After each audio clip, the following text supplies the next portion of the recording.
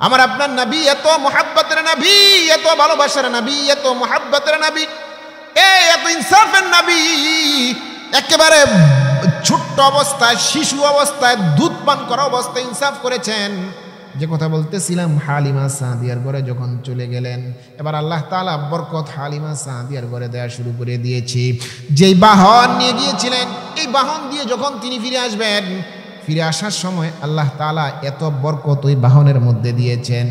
সমস্ত কাফেলার মধ্যে যত বাহন ছিল, যত জন্তু ছিল, সব জন্তুর চাইতে শ্রেষ্ঠ জন্তু আল্লাহ তাআলা এই বাহনকে বানিয়ে দিয়েছে। বলুন সুবহানাল্লাহ।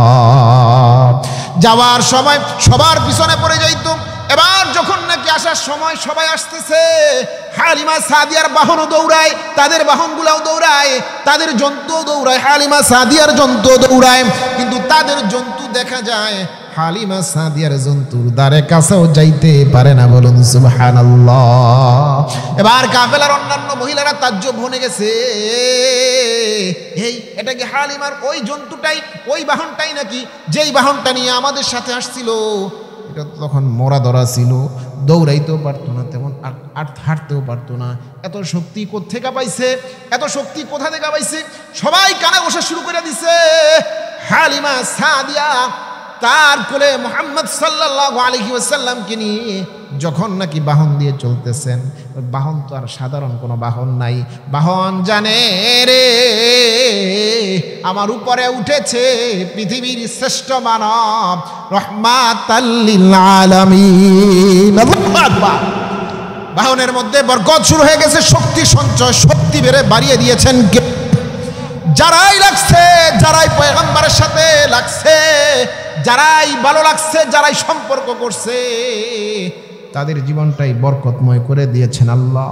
এবার এই বাহন নিয়ে যখন হালিমা সাদিয়া তার বসতিতে ফিরে আসলো, বসতিতে গ্রামের মধ্যে যখন ফিরে আসলো, আসার পরে রব্বুল আলামিন বরকতের ফলগুদারা তার বাড়িতে খুলে দিয়েছেন। বলুন আল্লাহু আকবার। হালিমা সাদিয়ার ঘরে আগে রাখাল বকরি চড়াইতো, বকরি পালা হইতো। এটা আরবদের সাধারণ একটা নিয়ম ছিল। 100-200 বকরি মানুষ দিয়ে চড়াইতো, বকরির দুধ দহন করতো, বাজারে নিয়ে বিক্রি করতো। এটা আরবদের একটা ঐতিহ্য ছিল। বর্তমানে যেমন আমরা বাংলাদেশের মানুষ দুধ দহন করে বাজারে বিক্রি করে সংসার চালায়, এরকম মানুষ আছে না নাই?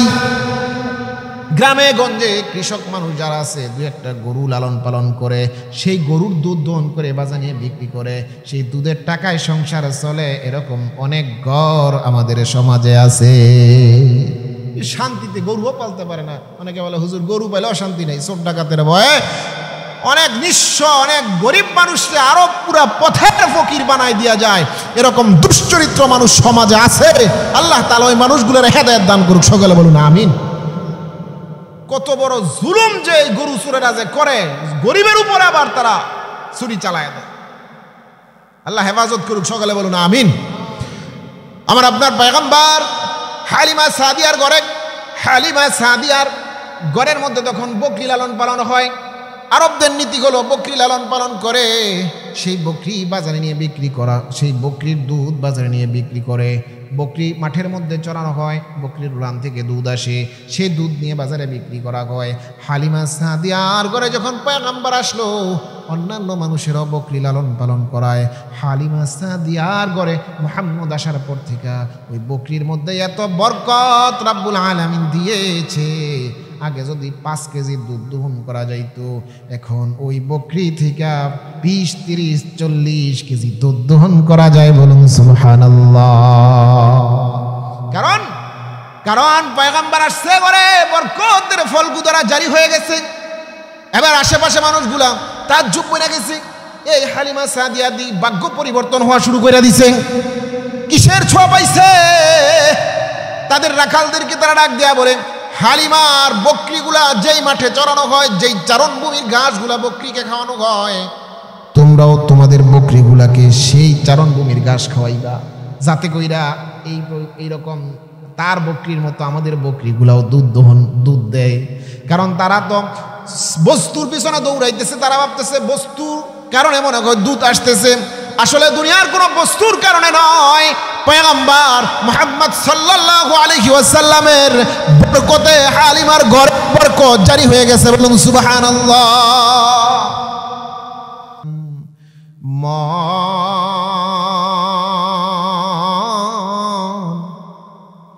কার লাগিয়া কান্দো দিবারাতি, মন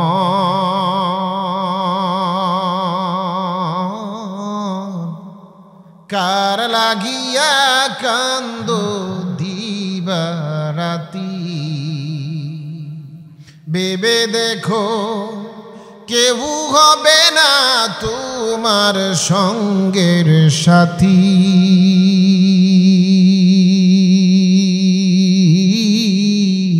কেউ হবে সঙ্গের সাথী? কার লাগিয়া কান্দো দিবারাতি,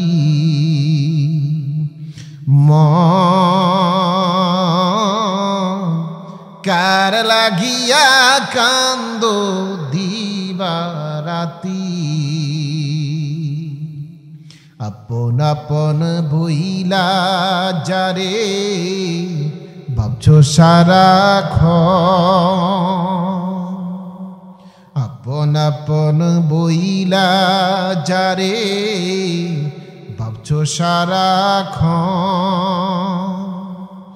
আসলে তো সকলই কেউ নই রে আপন,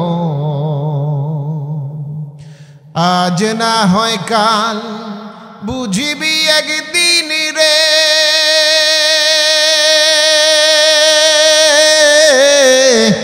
আজ না হয় কাল বুঝিবি একদিন, ডুবলে জীবন বাতি,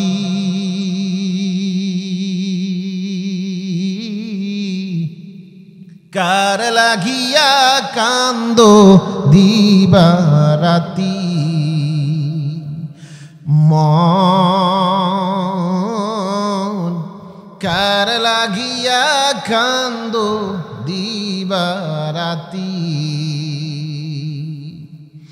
সুবহানাকা লা ইলমা লানা ইল্লা মা আল্লামতানা ইন্নাকা আনতাল আলিমুল হাকীম, রব্বি ইশরাহ লি সাদরি ওয়া ইয়াসসির লি আমরি ওয়াহলুল উকদাতাম মিন লিসানি ইয়াফকাহু কওলি।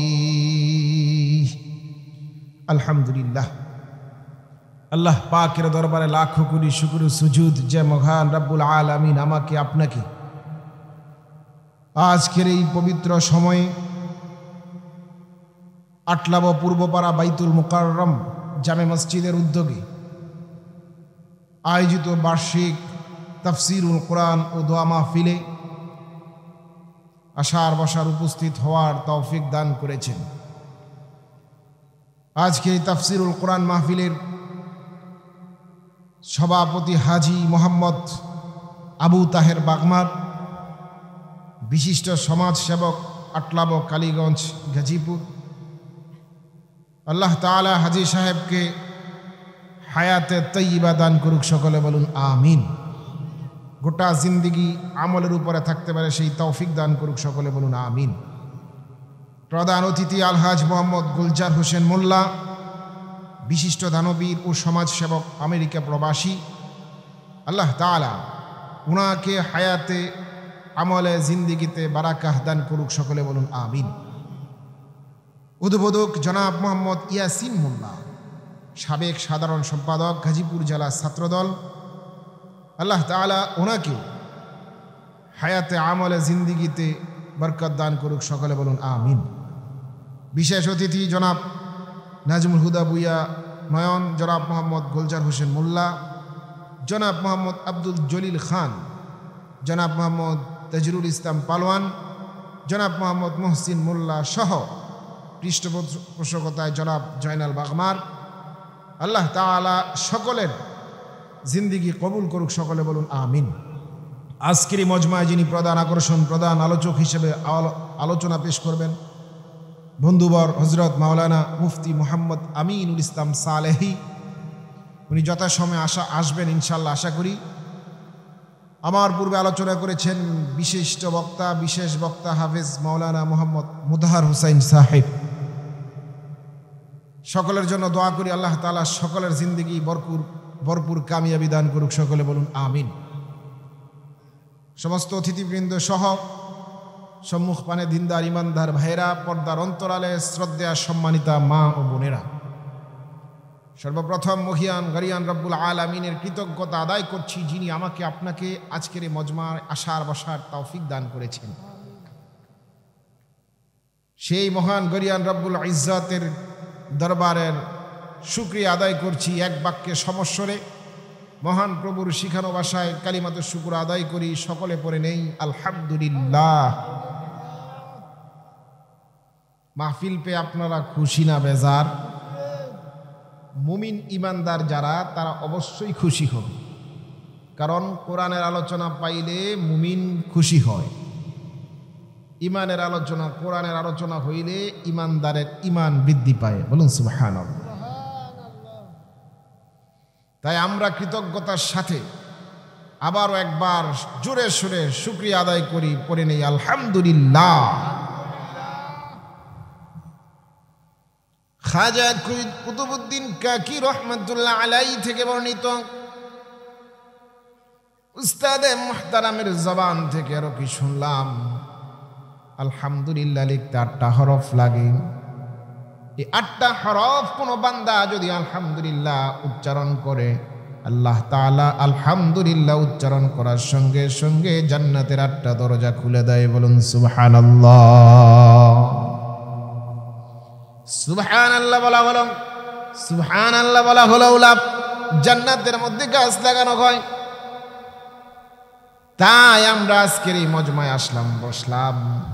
মজমা পেয়ে মুমিন ইমানদারেরা খুশি, কারণ ইমানদারেরা বিশ্বাস করে কোরআনের আলোচনা শুনলেই ইমান বৃদ্ধি করে দেন আল্লাহ রাব্বুল আলামিন। কালামুল্লাহর মধ্যে বলেন, ওয়াযাক্কির ফাইন্নায-যিকরা তানফাউল মুমিনিন।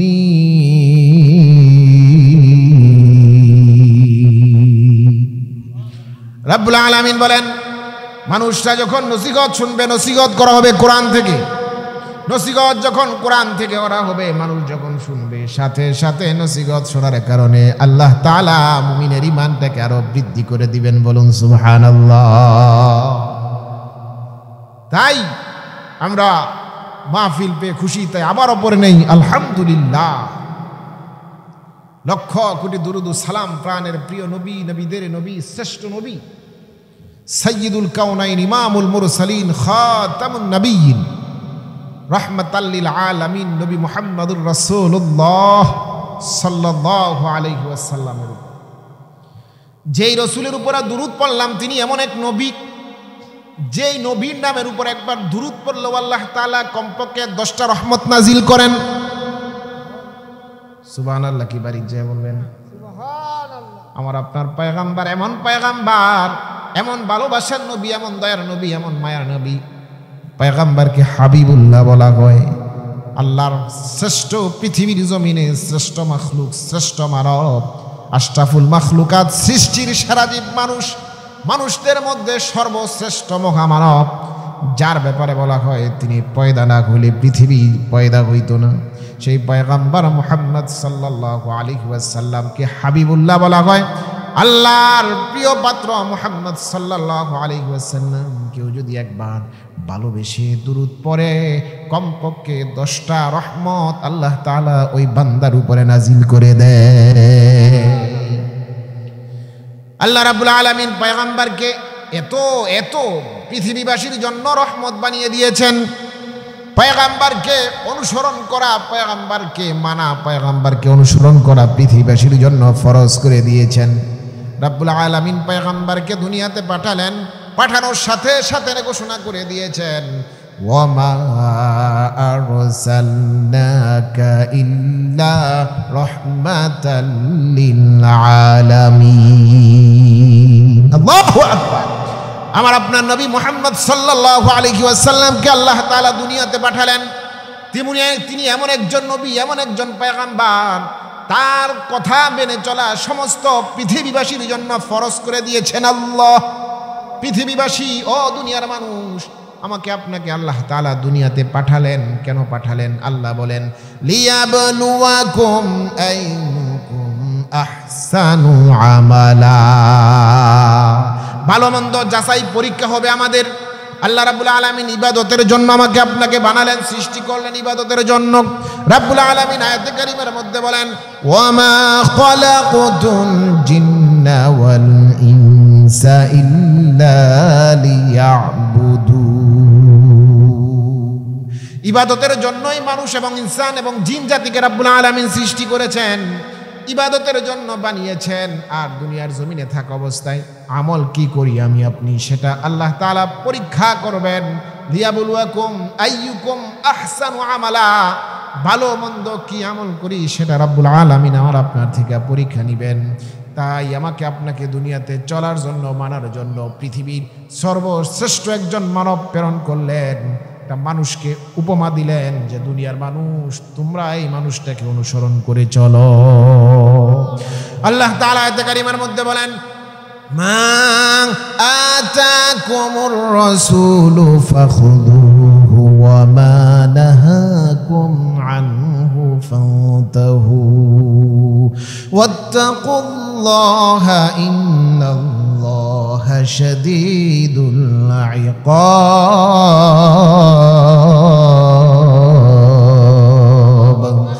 আল্লাহ রাব্বুল আলামিন পয়গম্বরকে দুনিয়াতে পাঠালেন।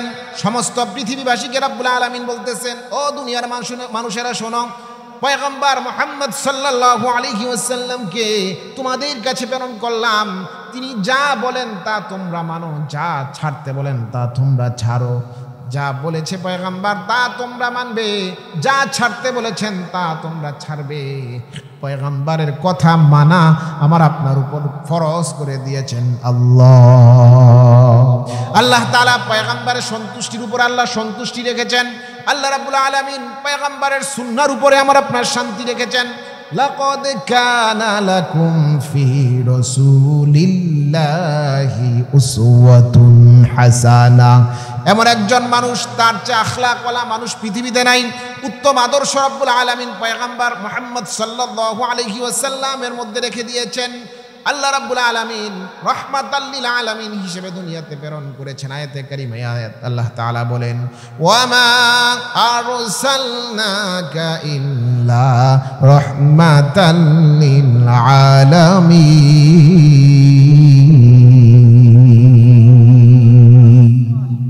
আল্লাহ তাআলা পয়গম্বরকে দুনিয়াতে পাঠালেন, আমার আপনাকে একটা নবী দান করলেন। পৃথিবীর শ্রেষ্ঠ মানব, শ্রেষ্ঠ নবী মুহাম্মদ সাল্লাল্লাহু আলাইহি ওয়াসাল্লাম।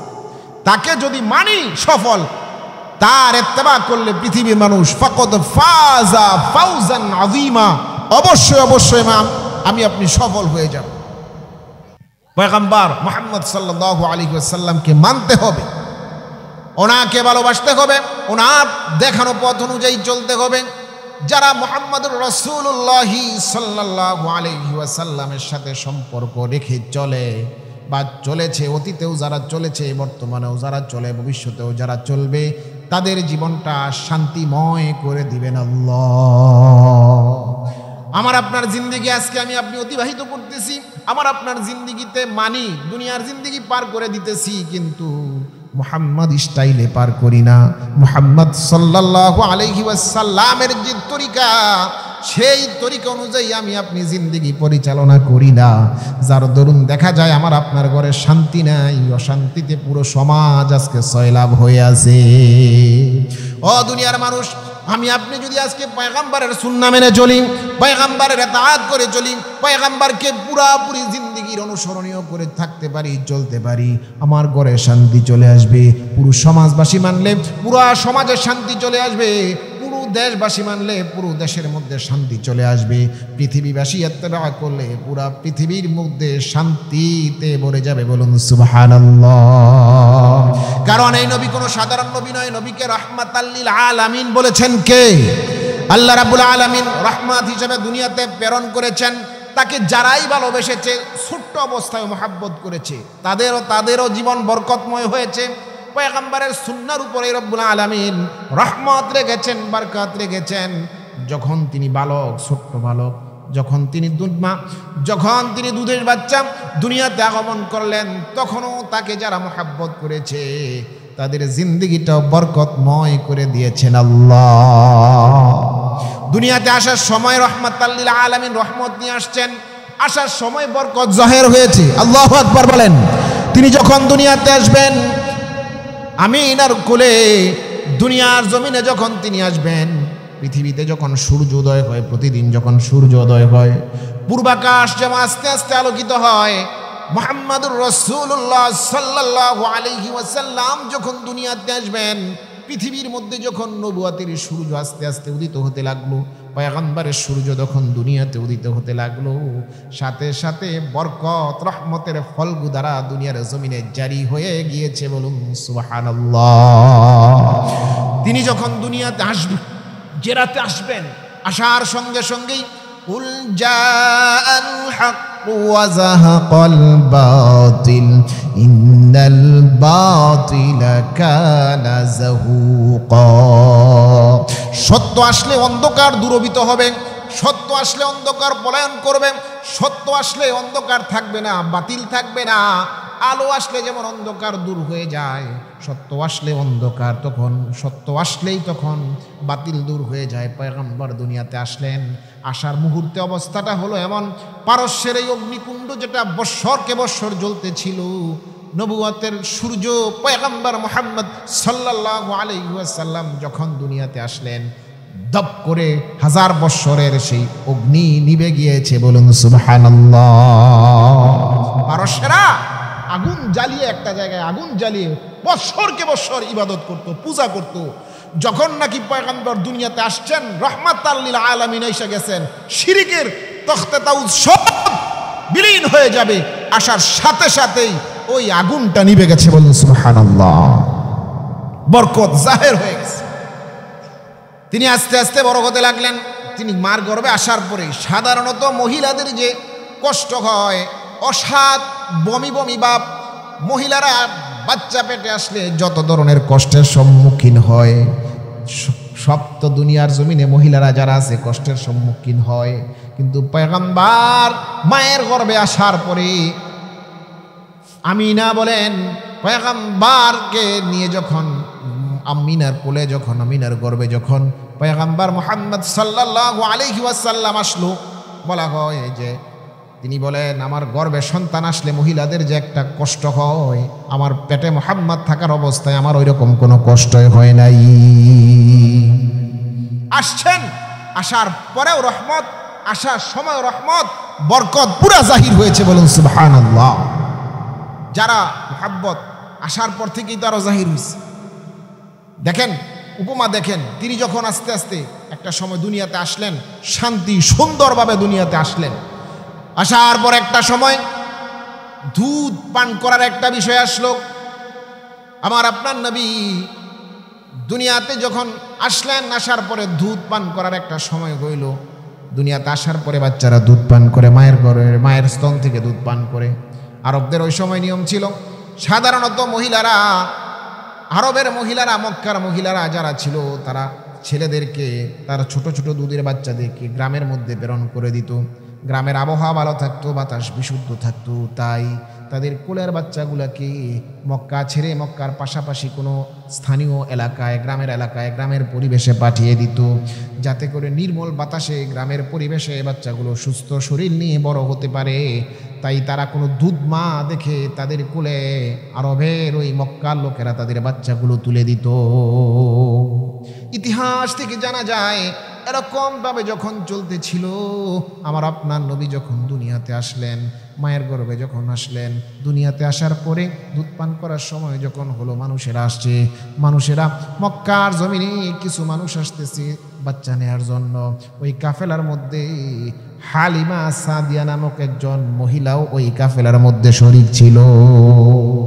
কাফেলার মধ্যে হালিমা সাদিয়া আসতেছে। হালিমা সাদিয়া ছিল কাফেলার মধ্যে সবচেয়ে দুর্বল মহিলা, দুর্বল আর্থিকভাবে। কাফেলার মধ্যে হালিমা সাদিয়া হলো দুর্বল। যে বাহন নিয়ে আসতেছে সেই বাহনটাও ছিল দুর্বল। হালিমা সাদিয়া দুর্বল না বাহন নিয়ে যখন নাকি মক্কায় প্রবেশ করতেছে, মক্কায় আসতেছে কাফেলা, কাফেলার মধ্যে যতগুলো বাহন আছে সমস্ত বাহনগুলো দৌড়ায়।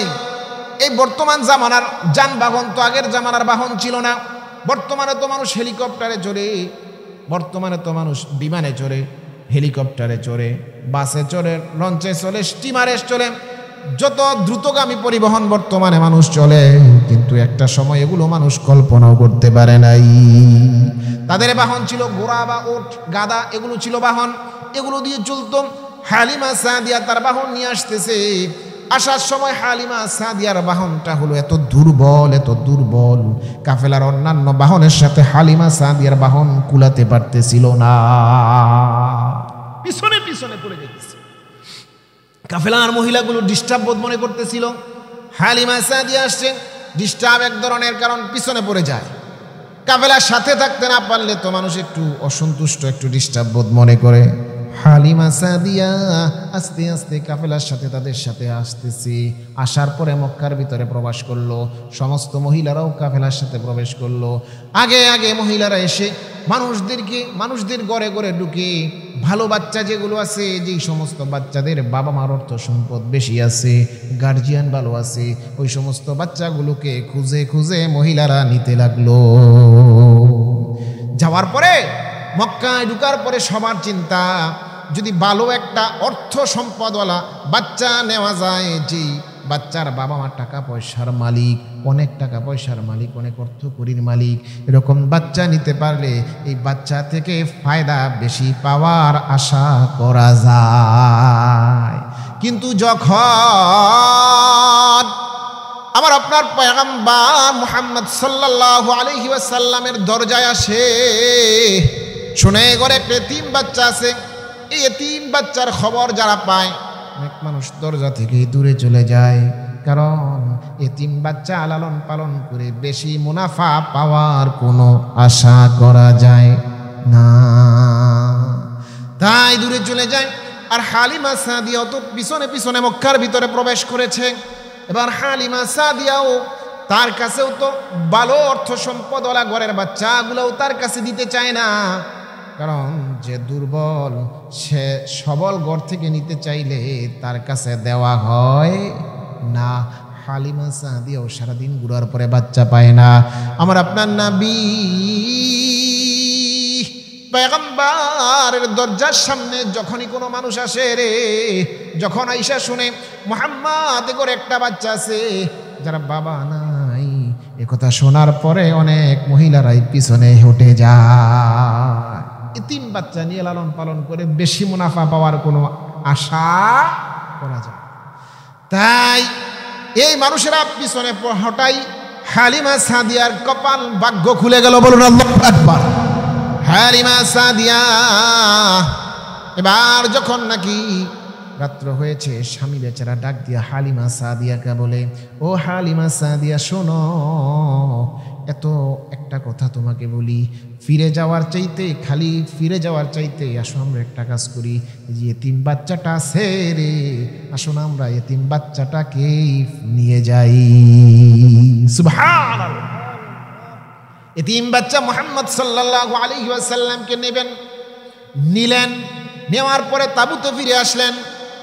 ফিরে আসার পরে যখন আমার আপনার নবী তো কোনো সাধারণ মানুষ নয়, পৃথিবীর শ্রেষ্ঠ মানব মুহাম্মদ সাল্লাল্লাহু আলাইহি ওয়াসাল্লাম, জোরে বলুন সাল্লাল্লাহু আলাইহি ওয়াসাল্লাম, কুলে করে যখন নিয়ে আসলেন, আমার আপনার নবী হলেন রাহমাতাল লিল রাহমাত বরকাতের নবী।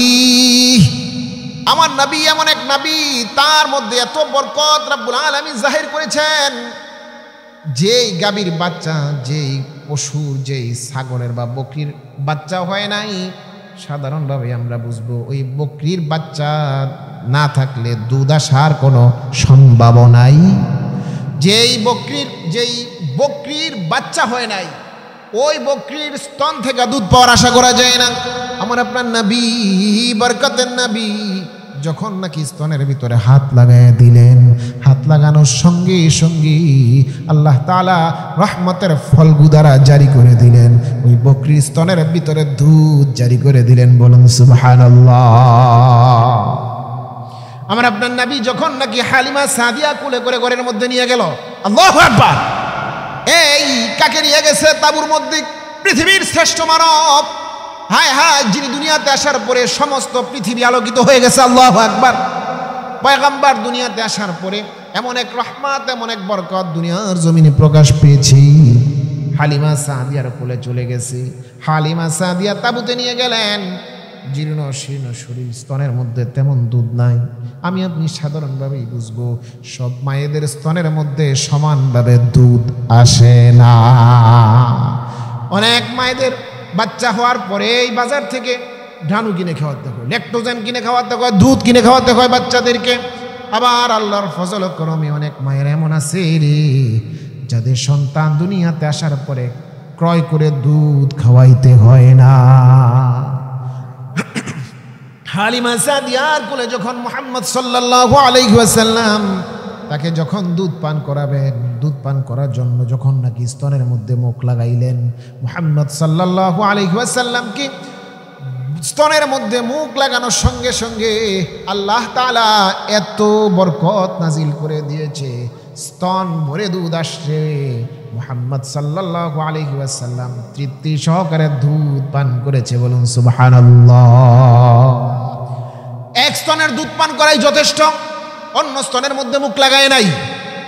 আমার আপনার নবী এই ছোট্ট অবস্থায় তিনি ইনসাফ করেছেন, এক স্তনের দুধ পান করতেন, আরেক স্তনের মধ্যে মুখ লাগাইতেন না। যখন বড় হয়েছে, হালিমা সাদিয়া যখন পয়গম্বরের কাছে জানতে চাইছে, ও মুহাম্মদ, তুমি যখন ছোট ছিলে তুমি আমার এক স্তনের দুধ পান করতা, ডান পাশের দুধ পান করতা, বাম পাশের স্তনে তুমি মুখ লাগাইতে না, এর কারণ কি? হালিমা সাদিয়াকে আমার আপনার নবী ডাক দিয়া বলে, আমি আরেক স্তনের দুধ পান করব, আমি তো জানি আমার একটা দুধ ভাই আছে, নাম হলো আব্দুল্লাহ। আমি যদি দুই স্তনে দুধ পান করে ফেলি, আমার দুধ ভাই কিভাবে দুধ পান করবে? তাই আমি এক স্তনের দুধ পান করতাম, দ্বিতীয় স্তনের মধ্যে আমি মুখ লাগাইতাম না। সুবহানাল্লাহ। ইনসাফ। যখন তিনি ছোট্ট ছিলেন, কিছুই বুঝে নাই, তখনও তিনি ইনসাফ করেছেন। আল্লাহু আকবার। আমি আপনি ছোটকালে তো সময় কিছুই বুঝি না, মুখের কাছে যা পাই তাই তো মুখের মধ্যে দেই, যা পাই তাই মুখের মধ্যে দেই। কিন্তু আমার আপনার নবী ইনসাফের নবী রে, মুখের সামনে বেইনসাফের দুধ পর্যন্ত মুখে দেয় নাই। আমার আপনার নবী এত মুহাব্বতের নবী, এত ভালোবাসার নবী, এত মুহাব্বতের নবী, এত ইনসাফের নবী, একেবারে ছোট্ট অবস্থায়, শিশু অবস্থায়, দুধ পান করা অবস্থায় ইনসাফ করেছেন। যে কথা বলতেছিলাম, হালিমা সাদিয়ার ঘরে যখন চলে গেলেন, এবার আল্লাহ তাআলা বরকত হালিমা সাদিয়ার ঘরে দেয়া শুরু করে দিয়েছে। যেই বাহন নিয়ে গিয়েছিলেন, এই বাহন দিয়ে যখন তিনি ফিরে আসবেন, ফিরে আসার সময় আল্লাহ তাআলা এত বরকত ওই বাহনের মধ্যে দিয়েছেন, সমস্ত কাফেলার মধ্যে যত বাহন ছিল, যত জন্তু ছিল, সব জন্তুর চাইতে শ্রেষ্ঠ জন্তু আল্লাহ তাআলা এই বাহনকে বানিয়ে দিয়েছে। বলুন সুবহানাল্লাহ। যাওয়ার সময় সবার পিছনে পড়ে যাইত। এবার যখন নাকি আসার সময় সবাই আসতেছে, হালিমা সাদিয়ার বাহনও দৌড়ায়, তাদের বাহনগুলাও দৌড়ায়, তাদের জন্তু দৌড়ায়, হালিমা সাদিয়ার জন্তু দৌড়ায়, কিন্তু তাদের জন্তু দেখা যায় হালিমা সাদিয়ার জন্তুর দ্বারে কাছেও যাইতে পারে না। বলুন সুবহানাল্লাহ। এবার কাফেলার অন্যান্য মহিলারা তাজ্জব হয়ে গেছে, এটা কি হালিমার ওই জন্তুটাই, ওই বাহনটাই নাকি যেই বাহনটা নিয়ে আমাদের সাথে আসছিল? এটা তখন মরা ধরা ছিল, দৌড়াইতেও পারতো না, তেমন আর হাঁটতেও পারতো না। এত শক্তি কোত্থেকে পাইছে? এত শক্তি কোথা থেকে পাইছে? সবাই কানে বসা শুরু করে দিছে। হালিমা সাদিয়া তার কোলে মুহাম্মদ সাল্লাল্লাহু আলাইহি ওয়াসাল্লামকে নিয়ে যখন নাকি বাহন দিয়ে চলতেছেন, বাহন তো আর সাধারণ কোনো বাহন নাই, বাহন জানে রে আমার উপরে উঠেছে পৃথিবীর শ্রেষ্ঠ মানব, রাহমাতাল লিল আলামিন। আল্লাহু আকবার। বাহনের মধ্যে বরকত শুরু হয়ে গেছে, শক্তি সঞ্চয়, শক্তি বাড়িয়ে দিয়েছেন কে? যারাই লাগছে, যারাই পয়গম্বরের সাথে লাগছে, যারাই ভালো লাগছে, যারাই সম্পর্ক করছে, তাদের জীবনটাই বরকতময় করে দিয়েছেন আল্লাহ। এবার এই বাহন নিয়ে যখন হালিমা সাদিয়া তার বস্তিতে ফিরে আসলো, বসতিতে গ্রামের মধ্যে যখন ফিরে আসলো, আসার পরে রব্বুল আলামিন বরকতের ফলগুদারা তার বাড়িতে খুলে দিয়েছেন। বলুন আল্লাহু আকবার। হালিমা সাদিয়ার ঘরে আগে রাখাল বকরি চড়াইতো, বকরি পালা হইতো। এটা আরবদের সাধারণ একটা নিয়ম ছিল। 100-200 বকরি মানুষ দিয়ে চড়াইতো, বকরির দুধ দহন করতো, বাজারে নিয়ে বিক্রি করতো। এটা আরবদের একটা ঐতিহ্য ছিল। বর্তমানে যেমন আমরা বাংলাদেশের মানুষ দুধ দহন করে বাজারে বিক্রি করে সংসার চালায়, এরকম মানুষ আছে না নাই? গ্রামে গঞ্জে কৃষক মানুষ যারা আছে, দু একটা গরু লালন পালন করে, সেই গরুর দুধ দহন করে বাজার নিয়ে বিক্রি করে, সেই দুধের টাকায় সংসার চলে। এরকম অনেক ঘর আমাদের সমাজে আছে। শান্তিতে গরুও পালতে পারে না। অনেকে বলে হুজুর গরু পাইলেও শান্তি নেই, চোর ডাকাতের ভয়ে অনেক নিঃস্ব, অনেক গরিব মানুষকে আরো পুরা পথের ফকির বানাই দেওয়া যায়। এরকম দুশ্চরিত্র মানুষ সমাজে আছে। আল্লাহ তাআলা ওই মানুষগুলোর হেদায়েত দান করুক। সকলে বলুন আমিন। কত বড় জুলুম যে গরু চোরেরা যে করে, গরিবের উপর আবার তারা চুরি চালায় দেয়। আল্লাহ হেফাজত করুক। সকলে বলুন আমিন। আমার আপনার পয়গম্বর হালিমা সাদিয়ার ঘরের মধ্যে তখন বকরি লালন পালন হয়। আরবদের নীতি হলো বকরি লালন পালন করে, সেই বকরি বাজারে নিয়ে বিক্রি করা, সেই বকরির দুধ বাজারে নিয়ে বিক্রি করে। বকরি মাঠের মধ্যে চড়ানো হয়, বকরির উলান থেকে দুধ আসে, সেই দুধ নিয়ে বাজারে বিক্রি করা হয়। হালিমা সাদিয়ার ঘরে যখন পয়গম্বর আসলো, অন্যান্য মানুষেরাও বকরি লালন পালন করায়। হালিমা সাদিয়ার ঘরে মুহাম্মদ আসার পর থেকে ওই বকরির মধ্যে এত বরকত রাব্বুল আলামিন দিয়েছে। আগে যদি 5 কেজি দুধ দহন করা যাইতো, এখন ওই বকরি থেকে 20, 30, 40 কেজি দুধ দহন করা যায়। বলুন সুবহানাল্লাহ। কারণ পয়গম্বর আসছে ঘরে, বরকতের ফলগুদারা জারি হয়ে গেছে। এবার আশেপাশে মানুষগুলা তাজ্জুব বনে গেছে, এই হালিমা সাদিয়া দি ভাগ্য পরিবর্তন হওয়া শুরু করে দিছে। কিসের ছোঁয়া পাইছে?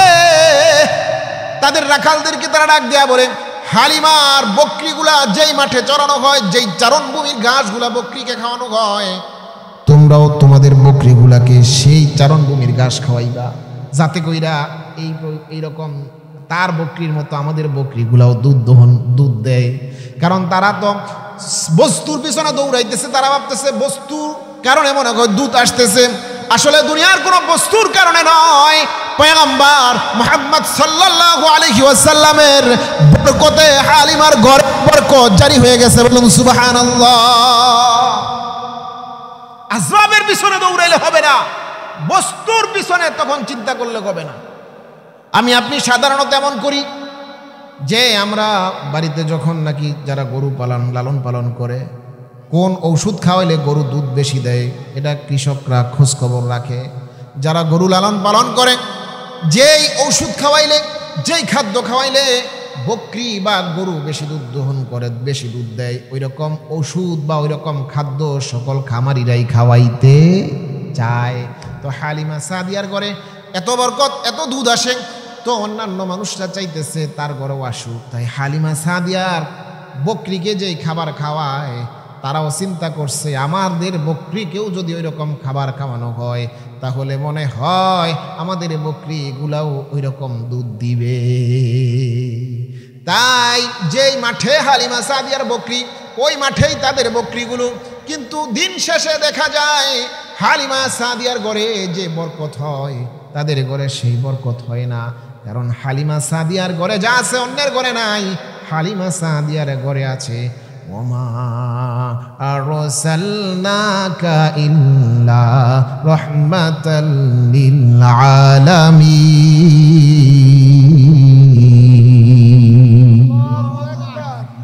হালিমা সাদিয়ার এই যে বরকত, পয়গম্বরের সাথে একেবারে শিশু অবস্থায়, অবুঝ অবস্থায় সম্পর্ক রাখছে। ঘরের মধ্যে বরকত ঢেলে দিয়েছেন কে? আল্লাহ। যারা এই যে সময় সম্পর্ক রাখছে, তারাই বরকতি জিন্দেগি পাইছে। যারা যে সময় পয়গম্বরের সাথে সম্পর্ক রাখছে, তারাই ওই সময় দামি হয়ে গেছে, তারাই বরকতি জিন্দেগি পাইছে। আমার আপনার বরকতি জিন্দেগি দরকার আছে না নাই? আমার আপনার বরকতি জিন্দেগি থাকলে আল্লাহর রাসূল পয়গম্বর সাল্লাল্লাহু আলাইহি ওয়াসাল্লাম রজব আসলে আমাদেরকে একটা দোয়া শিক্ষা দিয়েছেন, এই দোয়া পড়বা, আল্লাহুম্মা বারিক লানা ফি রজব ওয়া শাবান ওয়া বাল্লিগনা রমাদান। এটা দোয়া আছে না নাই? পয়গম্বর বলেন রজব আসলেই দোয়া পড়বা, রমজান আসার আগে শাবান, এর পূর্বের মাস হলো রজব, রজব মাস চলতেছে, রজব আসলে তোমরা এই দোয়া শুরু করে দিবা, আল্লাহ তুমি আমাদের জিন্দেগিতে বরকত দান করো, রজবে শাবানে বরকত দাও, রমজান পর্যন্ত হায়াত পৌঁছায় দাও। সকলে বলুন আমিন। আমার ওস্তাদ আব্দুল কুদ্দুস সাহেব দামাত বারকাতুম আলিয়া ফরিদাবাদ মাদ্রাসার মুহতামিম, ওনার দর্শে বসে আমি শুনেছিলাম এই বারাকাতের ফজিলত সম্পর্কে তিনি আলোচনা করেছিলেন। আল্লাহুম্মা বারিক লানা ফি রজব ওয়া শাবান। কোন মানুষকে রব্বুল আলামিন যদি বরকত দেয়, পয়গম্বরের আদর্শ মানার মধ্যে আল্লাহ তাআলা বরকত রাখছেন। পয়গম্বর বলেন এই মাসে তুমি বরকতের দোয়া করো, বরকত পাইলে তোমার জিন্দেগি দুনিয়া আখিরাত উভয় জাহান সফল হয়ে যাবে, তুমি কামিয়াব হয়ে যাইবা। বরকতের দোয়া শিখাইছে। আমি আপনি বরকত বলতে কি বুঝি? বরকত বলতে কি বুঝি আমি আপনি? আমার ওস্তাদ বলেন তিন জায়গায় বান্দা যদি বরকত পায়, তিন জিনিসের মধ্যে বরকত পাইলে হইল চূড়ান্ত বরকত। তিন জিনিসের মধ্যে বরকত পাইলে বান্দা সফল হইয়া যায়, বলুন সুবহানাল্লাহ। আমি আপনি মনে করি যে শুধু মনে হয় খাবারের মধ্যে বরকত হইলে মনে হয় বরকত, না না না। উস্তাদে মুহতারাম হাদিসের আলোকে বলেন তিন জিনিসের মধ্যে বরকত। নাম্বার 1 রিজিকের মধ্যে বরকত, নাম্বার 2 আমলের মধ্যে বরকত, নাম্বার 3 সময়ের মধ্যে বরকত।